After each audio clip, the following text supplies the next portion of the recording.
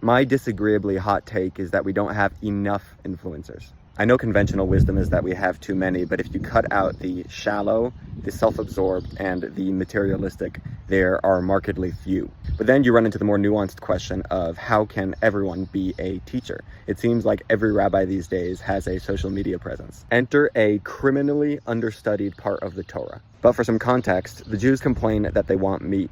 Moses is overwhelmed and complains to God, saying that I need help with these ingrates. So God directs Moses to appoint 70 elders. Now, there were 12 tribes. If each tribe provided 6 elders, that would be 72 elders. So when each tribe did provide 6 potential elders, 2 tribes only had 5 of theirs selected. Now, whether those 2 potential elders recused themselves or were excluded by Moses, and whether this was because of humility or cowardice, is a separate discussion. But listen to what happened. While the 70 selected elders were inside of the tent of meeting, these 2 current outsiders remained outside, and it says that they began prophesying. Joshua, who was Moses' star pupil, was getting zealous for his boss, Moshe. So he runs into Moshe and he says, yo, there are these recalcitrant prophets. Do something about this, wipe them out, or incarcerate them. So Moshe, who was famously careful with his words, responds that halavai, if only all Jews were prophets.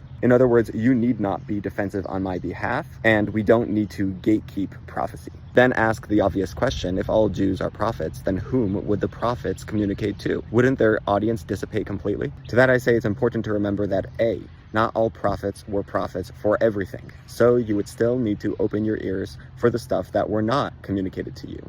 And B, it is okay if a prophet has an audience of 0, and his prophecy was simply for his own experience and connection to God. Let's extrapolate that to the modern conversation. While nobody today is a prophet in the biblical sense, if you choose to emphasize positivity or depth or expectations in terms of ethics, then for all intents and purposes, you are a modern day prophet. Just as Moses said, the more the merrier, so too today, we can use as many people pushing the actually good stuff.